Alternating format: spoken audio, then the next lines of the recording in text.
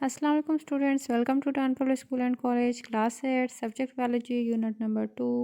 आज का हमारा टॉपिक है difference between meiosis and mitosis. Student, इससे पिछले लेक्चर में हम मियोसिस और माइटोसिस के बारे में डिटेल में पढ़ चुके हैं। आज हम देखेंगे कि इन दोनों में बेसिकली फ़र्क क्या है। सबसे पहले हमारे पास माइटोसिस, उसके बाद है मियोसिस। तो देखते हैं दोनों में फ़र्क क्या है। पहला पॉइंट है हमारे पास, माइटोसिस जो है अकर इन ऑल सोमेटिक और body cells of an organism. Mitosis जो होता है वो किसी भी ऑर्गेनिज्म के जितने भी बॉडी के सेल्स होते हैं या उनको सोमेटिक सेल भी बोलते हैं, उनके अंदर माइटोसिस होता है। अब मियोसिस में यही पॉइंट देख लेते हैं। पहला पॉइंट, तो मियोसिस में आप देख सकते हैं meiosis occur in germ cells of an organism. किसी भी ऑर्गेनिज्म के जो जर्म सेल होते हैं, जर्म सेल के होते हैं स्पर्म एंड एग, गैमीट्स को जर्म सेल कहा जाता है। तो जर्म सेल के अंदर, किसी भी ऑर्गेनिज्म के जर्म सेल के अंदर जो है जो प्रोसेस होता है सेल डिवीजन का, उसको क्या कहते हैं? मियोसिस कहते हैं। सेकंड पॉइंट देख लेते हैं। माइटोसिस में है two daughter cells are formed. Mitosis के दौरान दो डॉटर सेल बनते हैं। डायग्राम में इसको देख लेते हैं।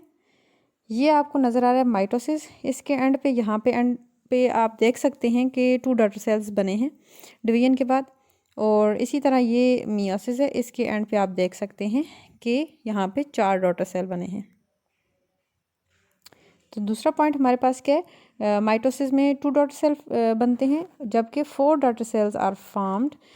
मियोसिस में जो है वो कितने डॉटर सेल बने हैं? 4 डॉटर सेल बने। अभी डायग्राम में भी मैंने आपको दिखा दिया है। थर्ड पॉइंट देखते हैं। माइटोसिस का थर्ड पॉइंट है daughter cells have complete set of chromosome. Daughter cell के अंदर मुकम्मल सेट होता है क्रोमोसोम का, जबकि मियोसिस में जो डॉटर सेल प्रोड्यूस होते हैं, daughter cells have half the number of chromosome. उनके अंदर कंप्लीट सेट नहीं होता, आधे क्रोमोसोम होते हैं, आधा सेट होता है। ये भी मैं आपको डायग्राम में दिखा देती हूँ।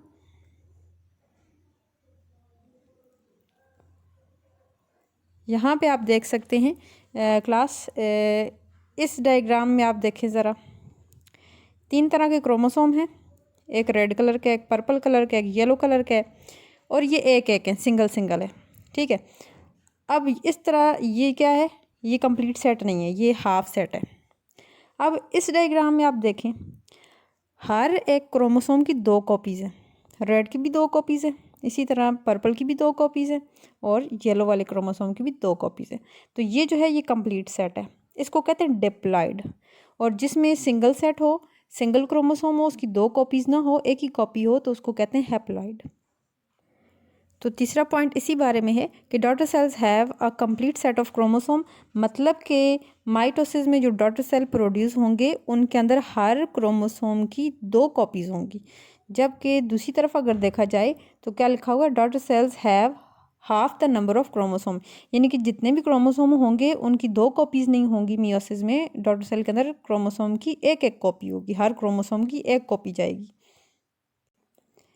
नेक्स्ट हमारे पास पॉइंट है माइटोसिस का, point number 4। Daughter cells are genetically identical. Genetically identical मतलब हू बहू जो है वो मिलते जुलते हैं। किसके साथ? आपस में भी दोनों डॉटर सेल मिलते जुलते हैं एक दूसरे के साथ, और जिस पेरेंट सेल से वो डॉटर सेल बने हैं उसके साथ भी वो बिल्कुल हू बहू मिलते जुलते हैं। और मियोसिस में यही पॉइंट देख लेते हैं, point number 4। The daughter cells are genetically different. जो डॉटर सेल्स होते हैं वो एक दूसरे से भी मुख्तलिफ होते हैं, और वो अपने पेरेंट सेल से भी मुख्तलिफ होते हैं। नेक्स्ट और लास्ट पॉइंट है हमारे पास माइटोसिस का, involve single cell division. Mitosis के अंदर सेल एक दफ़ा ही डिवाइड होता है, जबकि मियोसिस के अंदर ये पॉइंट है involve double cell division. Meiosis के अंदर जो पेरेंट सेल होता है वो 2 दफ़ा डिवाइड होता है। ये डायग्राम में मैं आपको दिखा देती हूँ। यहाँ पे आप देख सकते हैं ये पेरेंट सेल है। ठीक है। इसमें रेप्लिकेशन यानी कि डीएनए जो है वो उनकी रेप्लिकेशन होती है, वो डबल हो जाते हैं। और फिर जो है वो यहाँ पे आप देख सकते हैं ये एक पेरेंट सेल था, तो इससे एक दफ़ा ही डिवीजन हुई है, एक दफ़ा डिवाइड हुआ है, सेल डिवीजन हुई है, और 2 डॉटर सेल बने हैं। सिंगल सेल डिवीजन हो रही है माइटोसिस में।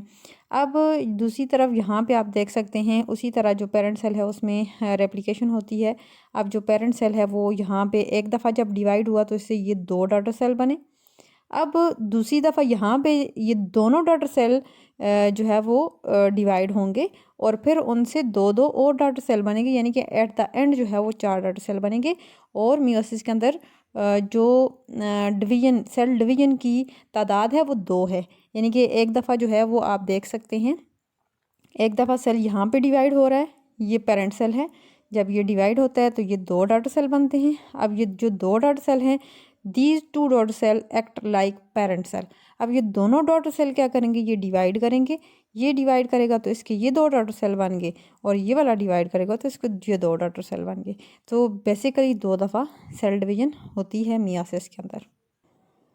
स्टूडेंट डिफरेंसेस तो कंप्लीट हो गए हैं, लेकिन मैं हैप्लॉइड और डिप्लॉइड का कॉन्सेप्ट जो है वो आपको दोबारा से एक दफ़ा रिकॉल करवा देती हूँ।